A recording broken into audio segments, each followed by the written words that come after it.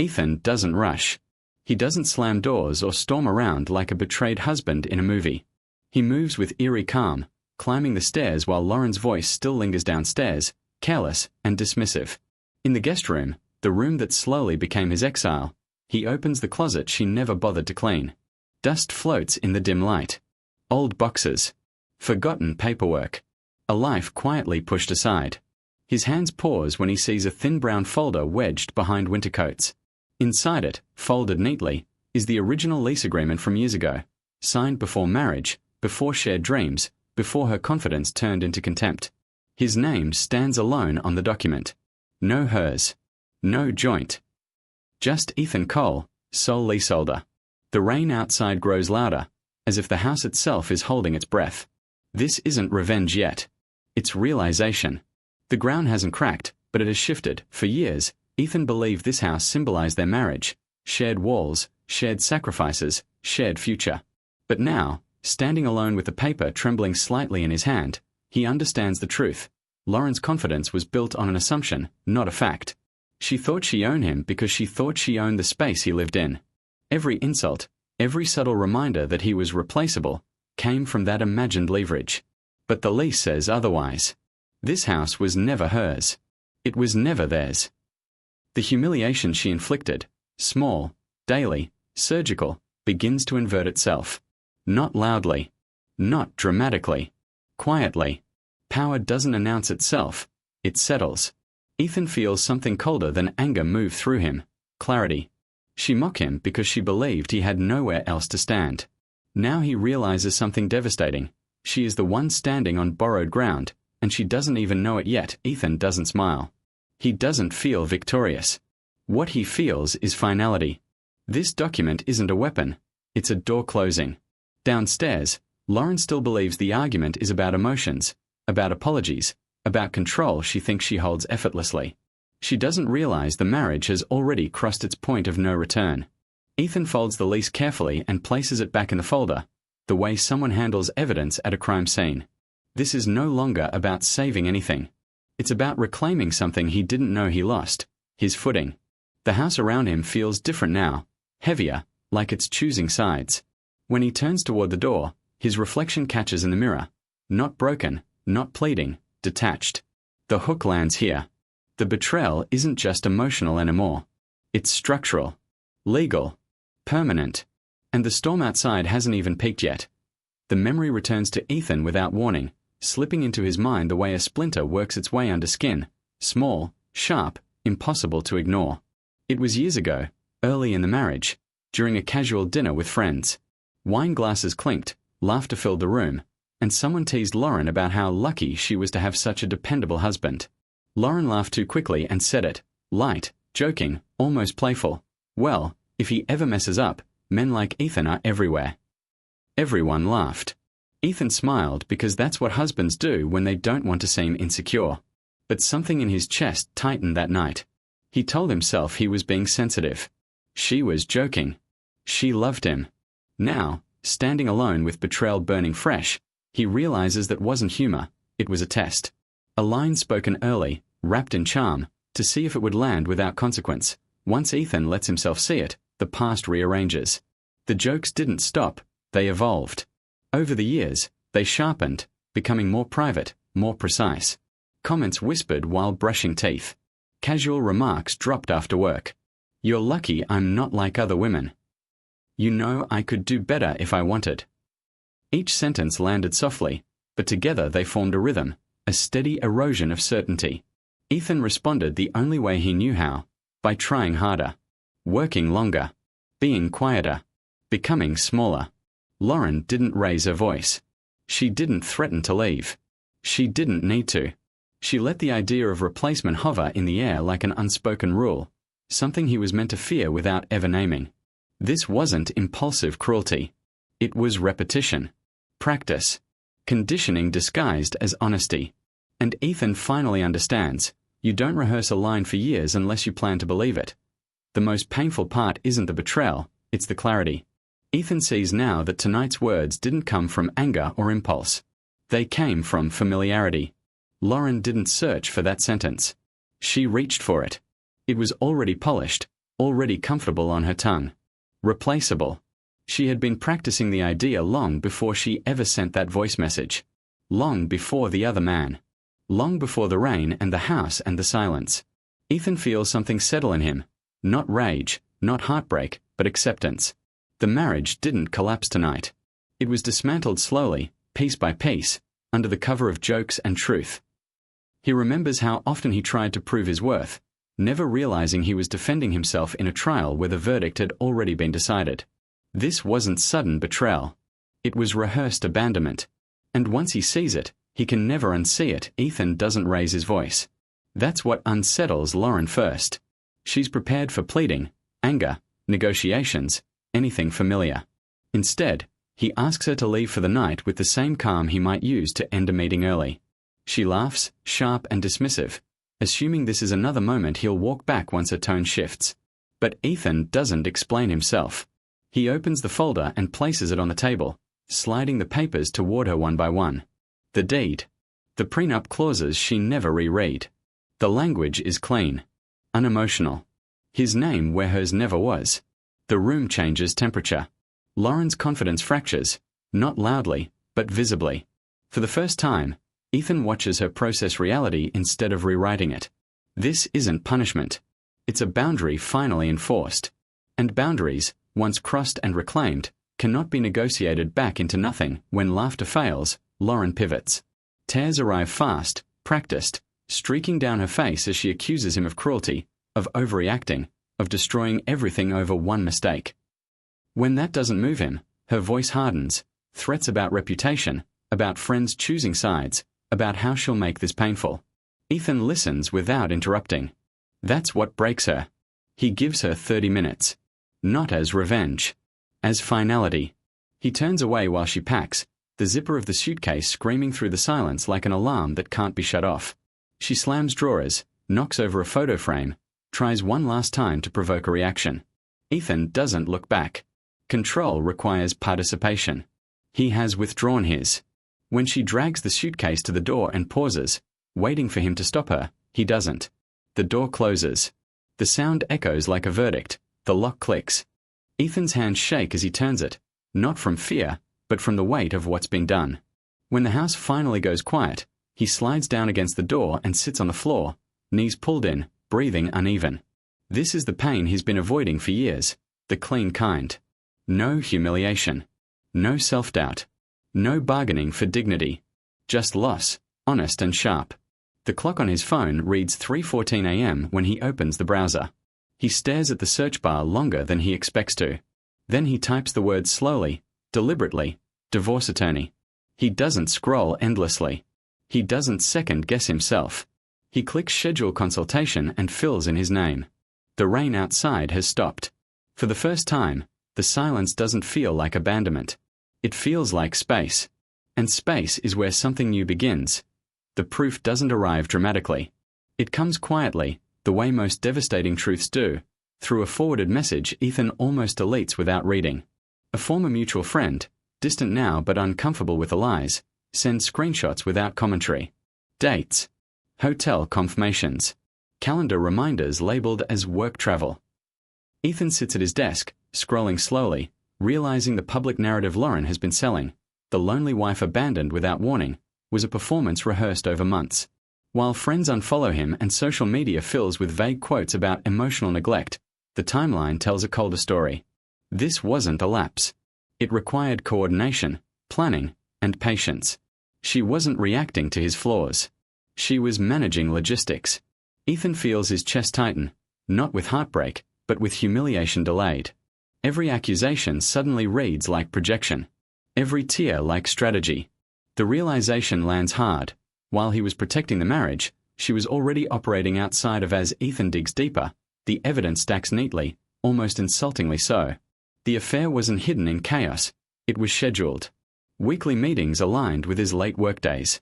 Gift receipts paid for with a separate card. Messages that referenced anniversaries he never knew existed. This wasn't passion spiraling out of control.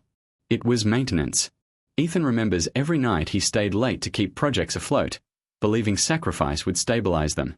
Instead, it created predictability, space she filled deliberately. The cruelty of that realization stings sharper than infidelity itself. She didn't stumble into betrayal, she built it around him. For the first time, Ethan stops asking what he did wrong and starts asking when she decided he no longer mattered. The question shifts something inside him. Self-blame loosens its grip. Clarity, brutal and steady, takes its place. This wasn't emotional neglect, it was calculated replacement. The final piece comes when Ethan recognizes his own absence in the story she built. He wasn't a husband to be worked through, he was an obstacle to be worked around. The late-night texts now make sense. Apologies to keep him tethered, insults to weaken resistance, sexual bait to confuse him into staying quiet. None of it was desperation. It was containment. Sitting alone in his apartment, Ethan feels the last thread of hope snap, not violently, but cleanly. There will be no reconciliation because there was never a misunderstanding. What she did required forethought, secrecy, and time. Things you only invest in when you're certain you're done. The pain remains, but it's no longer tangled with doubt. That night, Ethan sleeps without checking his phone for the first time in weeks. Knowing the truth doesn't heal him, but it frees him. And freedom changes how every next move is made. Lauren enters the courtroom with practiced confidence, head high, posture perfect, eyes already scanning for allies. She believes this is theater, and she knows her lines. When her attorney challenges Ethan's claims, she leans forward, interrupts despite protocol, and laughs softly. It's meant to be charming. Instead, it's revealing. She gestures toward Ethan and says it again, casually, almost bored. Men like him are replaceable. The word lands differently this time. It doesn't echo in private, it hangs in public air. The judge's pen pauses mid-sentence. Jurors exchange looks. Even her own attorney stiffens, knowing a boundary has just been crossed. Lauren realizes too late that she's stopped performing empathy and revealed contempt. This isn't anger speaking, it's habit. Years of belittlement slip out unfiltered. The room shifts. Confidence curdles into exposure. For the first time, Lauren isn't controlling the narrative. She's confessing without meaning to. When Ethan stands, the room expects retaliation.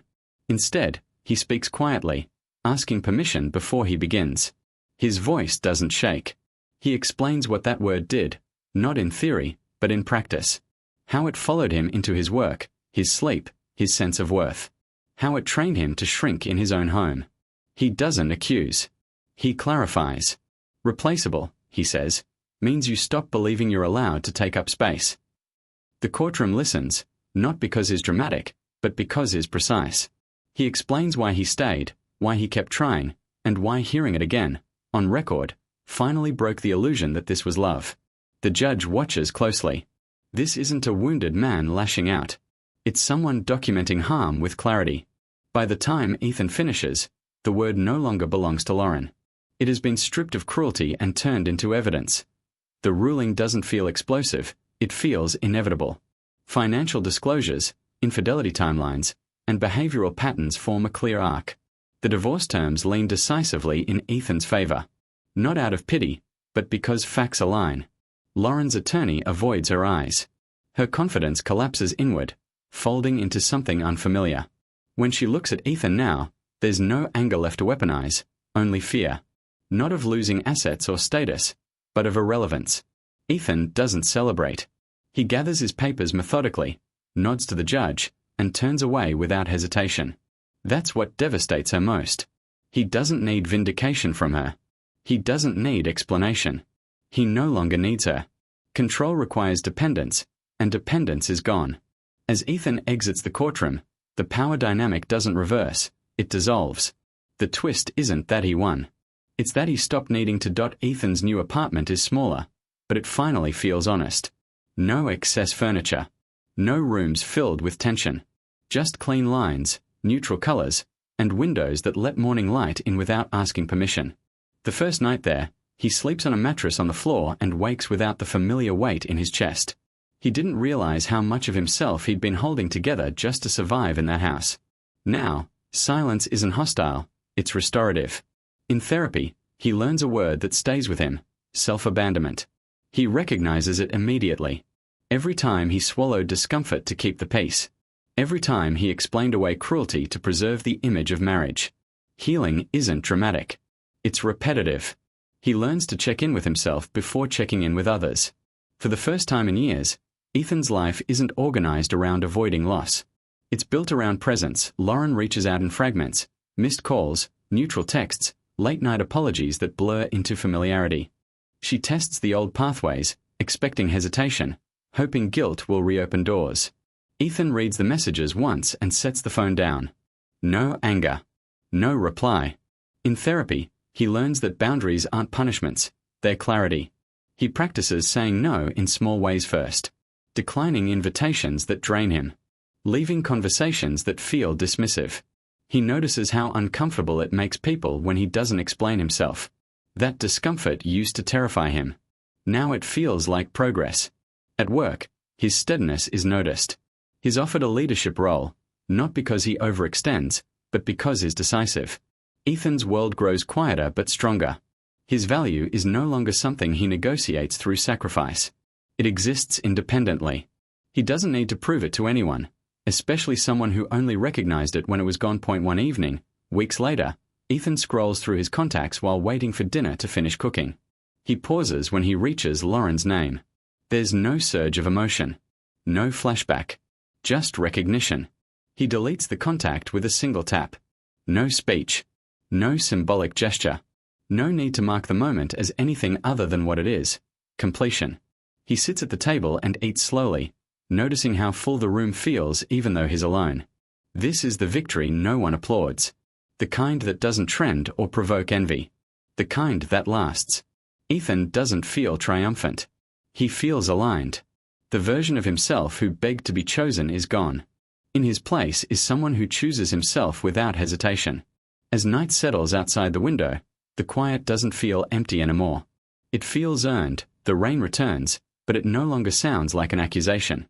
It taps softly against the windows of Ethan's new apartment, steady and patient, like a breath finally slowing down. He sits on the couch with a single lamp on, the room half-lit, half-shadowed, not hiding anything anymore. Outside, the city blurs into reflections, but inside, everything feels precise. This used to be the hour when his chest tightened, when he waited for criticism disguised as conversation, for silence that demanded explanation. Now, the quiet doesn't ask him to perform. It holds him without conditions.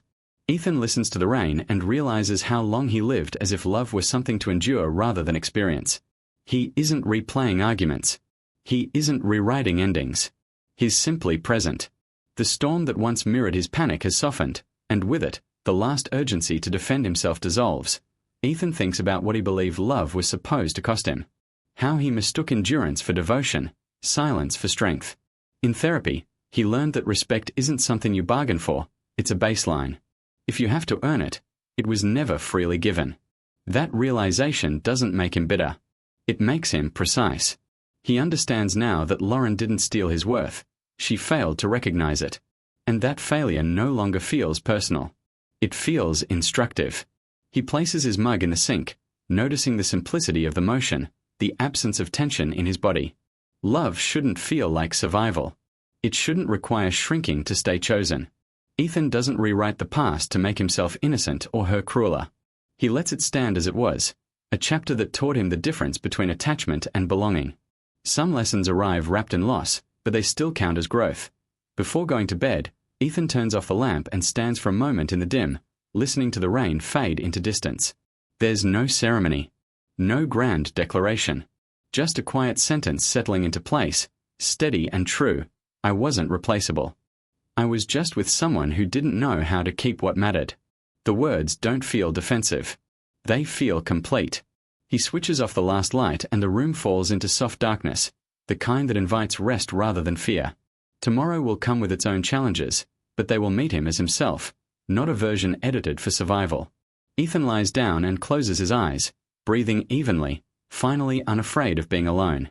The story doesn't end with triumph or regret. It ends with alignment. The rain continues outside, gentle and distant, as peace, earned, unannounced, and real, settles in.